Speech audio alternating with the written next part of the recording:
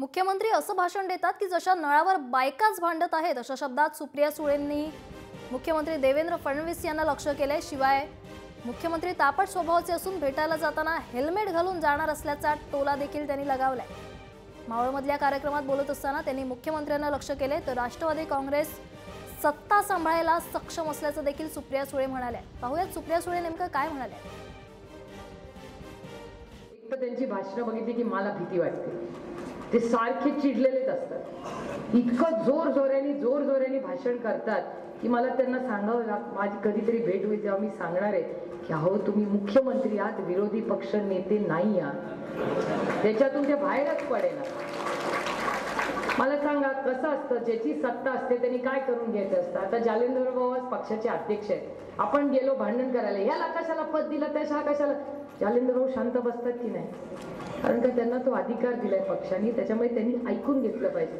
हा मुख्यमंत्री काय ऐकूनच घेत नाही, त्याचा पारा इथपर्यंत चढलेला असतो आणि वसा वसा नळावर बायका भांडतात तसा भांडतो, करतो की नाही भाषण। आजपर्यंत मी इतके मुख्यमंत्री पाहिले, कोणी इतका चिडका बिब्बा खायला मी तर नाही पाहिलेला। अरे तू 50 येईल आता 3 वर्षांनी, फार काय लहान नाही आमच्यापेक्षा, 6 महिने वर्षांनीच लहान असेल। थोडंसं मुख्यमंत्र्याचं पद आहे, मोठं पद आहे आणि तू महाराष्ट्राचा मुख्यमंत्री आहेस, वेगळी ओळख आहे। महाराष्ट्राकडे अपेक्षेने लोक आपल्याकडे बघतात, पण तशी काय परिस्थिती नाही। एवढं इसको गुस्सा क्यों आता है म्हणायचीच वेळ नाही आली, इसको गुस्सा ही आता है असं झालेलं आहे। मला तर भीती वाटते, कधीतरी त्याला भेटायला गेलं तर हेल्मेट घालून जावं, काय एवढं चिडलेलं तर फेकून मारायचं मला काहीतरी। त्याच्यामुळे मला त्यांना भेटायला जरा भीती वाटायला लागली आजकाल, आणि मला त्यांना कसा निरोप पाठवायचा माहिती नाही। कदाचित पत्रकार पोचवतील की बाबा जरा धीरे रखो, तसं काहीतरी चुकीचे निर्णय होतील पटकन चिडून काहीतरी बोलल्यावर, त्याच्यामुळे हे शांत राहिलं पाहिजे। आणि एका नेत्याची सगळ्यात मोठी खासियत ती आहे की किती अवघड परिस्थिती असली तर शांत डोक्याने आणि शांत मनाने निर्णय घेतला पाहिजे, तो खरा नेता होतो।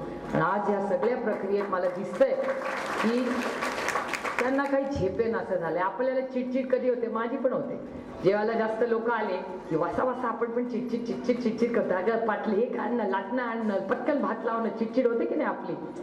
जेव्हा आपल्याला झेपत नाही तेव्हा 2 लोक असतात तेव्हा चिडचिड करतो का? 50 लोकांच्या स्वयंपाकाला चिडचिड होते, कारण का आपल्याला झेपत नाही, त्याला आचारीच लागतो। त्याच्यामुळे मला माननीय मुख्यमंत्र्यांना सांगायचंय, चिडचिड करू नका। तुम्हाला जर झेपत नसेल तर आमच्याकडे कार्यक्षम लोक आहेत, तुम्ही या, आमचा येईल कारभार तिकडे काम करायला, तुम्ही एवढा त्रास करून घेऊ नका तुम्ही। मी परवा पण त्यांना बोलले, मला अगदी मनातून वाटते की एक पत्रच लिहावं त्यांना, कारण का मला काळजी वाटते, बिचारा युवक आहे, नवीन आहे, झेपत नसेल तर आमच्याकडे एवढे चांगले लोक आहेत, आपण पाठवू ना आपला चांगला आचारी करायला। खूप आहेत आपल्या पक्षात, तर काही कमतरता नाही आचार्यांची, फार चांगले आहेत आणि खूप अनुभवाचे आचार्य आहेत आपल्याकडे, आणि सगळ्या कलेचे पण आहेत। तुम्ही म्हणाल ते त्यांना येतंय आणि जमतंय आणि झेपतंय पण, त्यामुळे या सगळ्या परिस्थितीत या सगळ्या गोष्टीचा आपण विचार केला पाहिजे।